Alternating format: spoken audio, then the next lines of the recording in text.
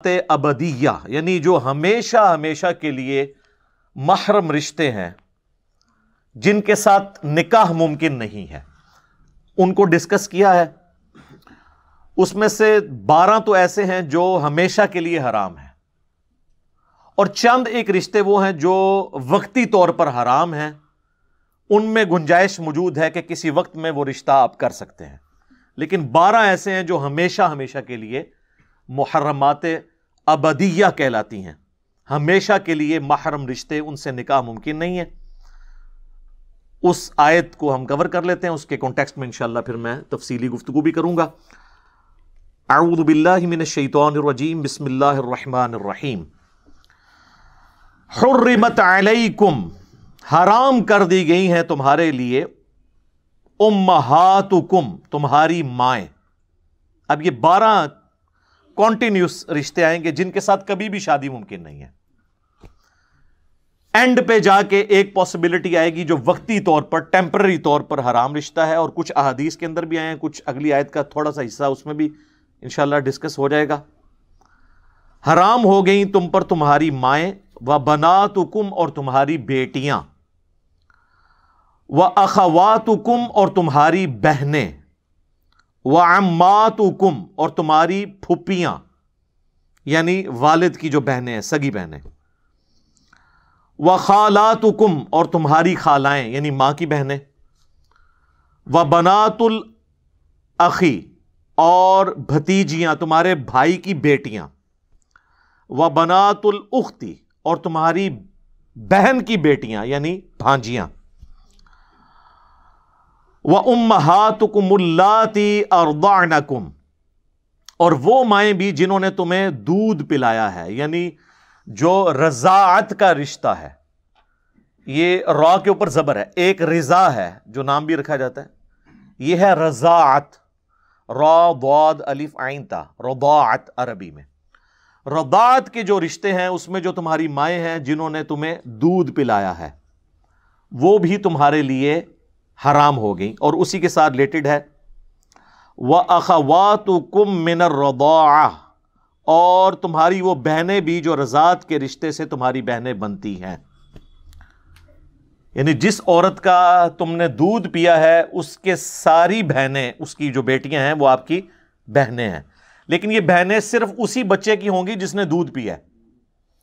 یہ نہیں ہے کہ اس کے جو اپنے بہن بھائی ہیں وہ بھی اس کے ساتھ محرم والا معاملہ ہو جائے گا، نہیں، ان کا رشتہ ہو سکتا ہے، صرف اس ایک بچے کا رشتہ نہیں ہو سکتا جس نے اس عورت کا دودھ پیا ہے۔ اس کو کہتے ہیں رضاعت والا رشتہ۔ اور اس کانٹیکسٹ میں صحیح بخاری اور صحیح مسلم میں متفق علیہ، دونوں میں یہ حدیث موجود ہے کہ اللہ کے محبوب صلی اللہ علیہ وآلہ وسلم نے فرمایا کہ جو رشتے نسب کی وجہ سے، خونی تعلق کی وجہ سے حرمت والے ہو جاتے ہیں، دودھ پلانے سے بھی وہ سارے رشتے حرمت والے ہو جاتے ہیں۔ یعنی جس طرح نسب اس طریقے سے حرمت بنا دیتا ہے نا رشتوں کی، دودھ بھی بنا دیتا ہے، لیکن اس میں وہ وراثت نہیں ان کو جائے گی، یہ وراثت کے اعتبار سے تو وہی صلبی رشتہ ہوگا، لیکن حرمت کے اعتبار سے دودھ اور خون کے رشتے میں کوئی فرق نہیں ہے۔ اور صحیح مسلم میں ایک اور حدیث ہے کہ 1 یا 2 دفعہ دودھ پلانے سے رضاعت کا رشتہ اسٹیبلش نہیں ہوتا، بلکہ کم از کم 5 مرتبہ دودھ پلایا جائے مختلف اوقات میں، تو رضاعت کا رشتہ جو ہے وہ اسٹیبلش ہوگا۔ ویسے حنفی تو کہتے ہیں 1 دفعہ بھی پی لیا، غلطی سے بھی پی لیا، ہو گیا۔ ہم سے بھی لوگ مسئلے پوچھ رہے ہوتے ہیں، یہ بالکل غلط ہے۔ صحیح مسلم میں واضح حدیث ہے کہ کم از کم 5 دفعہ مختلف اوقات میں، 1 دفعہ تو ذاتی طور پہ بھی ہو سکتا ہے، تو یہ تو نہیں کہ اب اس کی سزا اولاد کو آگے ملے، 5 دفعہ مختلف اوقات میں۔ اہل تشیع کے ہاں بھی یہی ہے کہ 1-2 دفعہ سے نہیں ہوگا، بلکہ نمبر آف ٹائم، اور یعنی اس طریقے سے پلایا جائے کہ اس کا پیٹ بھر جائے، 5 مواقع کے اوپر کم از کم صحیح مسلم میں حدیث موجود ہے۔ اور اسی کانٹیکسٹ میں ایک اور حدیث ہے صحیح بخاری اور صحیح مسلم میں کہ نبی صلی اللہ علیہ وآلہ وسلم نے فرمایا کہ رضاعت کا رشتہ بھوک کی عمر تک اسٹیبلش ہوگا، اور وہ 2 سال ہے، اس حدیث میں آیا۔ اور ویسے الگ سے سورۃ البقرہ میں بھی آیا کہ 2 سال ہے دودھ چھڑانے کی مدت۔ 2 سال کے بعد اگر کوئی کسی کا دودھ پی لیتا ہے بچہ، 2.5 سال کا بچہ، یا کوئی بڑی عمر کا نوجوان بھی، یہ بڑی عمر کی رضاعت بھی لوگ پوچھ رہے ہوتے ہیں نا، وہ آپ کو پتہ ہے عرب کے مفتیوں نے فتویٰ دیا تھا، جب ان سے پوچھا گیا کہ جی ہمارے آفس میں غیر محرم جو ہے وہ مرد کام کرتے ہیں، تو انہوں نے یہ فتویٰ جاری کیا کہ بھئی آپ کے آفس میں جو عورتیں ہیں نا وہ اس طرح کریں کہ اپنا دودھ ان کو پلا دیں تو وہ ان کے بھائی بن جائیں گے. وہ مطلب یہ نہیں کہ ڈائریکٹ پلانا، یعنی وہ کسی برتن میں نکالیں دودھ کو اور وہ پی لیں 5 موقع کے اوپر، تو وہ ان کے بھائی بن جائیں گے، تو مسئلہ ختم ہو جائے گا. اور اگر کسی کا دودھ نہیں ہے تو وہ ٹیکا لگوا لے، ٹیکا لگوانے سے بھی دودھ اتر آتا ہے نا، تو اس سے بھی.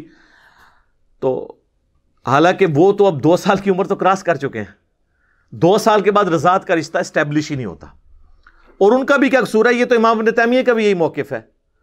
تو وہ پرانے بزرگوں کو لے کے چل رہے ہیں. کاش انہوں نے یہ حدیث پڑھ لی ہوتی اور بخاری اور مسلم دونوں میں جو تھی کہ بھوک کی عمر تک، اور وہ نبی علیہ السلام نے فرمایا کہ 2 سال تک، اس کے بعد رضاعت کا رشتہ اسٹیبلش نہیں ہوگا. اور سورۃ البقرہ میں بھی 2 سال آئے. تو یہ میں نے اس کو ساتھ اس لیے کلیئر کر دیا تاکہ کسی کو کوئی اس میں پریشانی نہ ہو. تو یہاں تک ہم پہنچے تھے کہ جو مائیں اور بہنیں ہیں دودھ کے رشتے کی وجہ سے وہ بھی تمہارے لیے حرام ہے، ان سے تمہاری شادی نہیں ہو سکتی. وَأُمَّهَاتُ نِسَائِكُمْ، اور تمہاری جو بیویاں ہیں نا ان کی مائیں، یعنی جو ساس ہے، اردو میں اسے خوش دامن بھی کہتے ہیں، وہ بھی ہمیشہ کے لیے اب حرام ہے، ہمیشہ کے لیے حرام ہے. یعنی اگر آپ کا رشتہ کسی لڑکی کے ساتھ ہوا، نکاح رخصتی سے پہلے ہی طلاق ہو گئی، تو وہ جو لڑکی تھی اس کی ماں ہمیشہ کے لیے حرام ہے. یعنی کل کو اگر بیوہ ہوتی ہے تو اس سے آپ شادی کبھی بھی نہیں کر سکتے. اس میں رخصتی شرط نہیں ہے اور صحبت اختیار کرنا شرط نہیں ہے. یہ میں اس لیے قید بتا رہا ہوں کہ آگے ایک معاملے میں یہ قید اللہ تعالیٰ نے لگائی ہے کہ اگر رخصتی نہ ہوئی ہو تو وہ ایک اور کیس ہے، وہ آگے آ رہا ہے.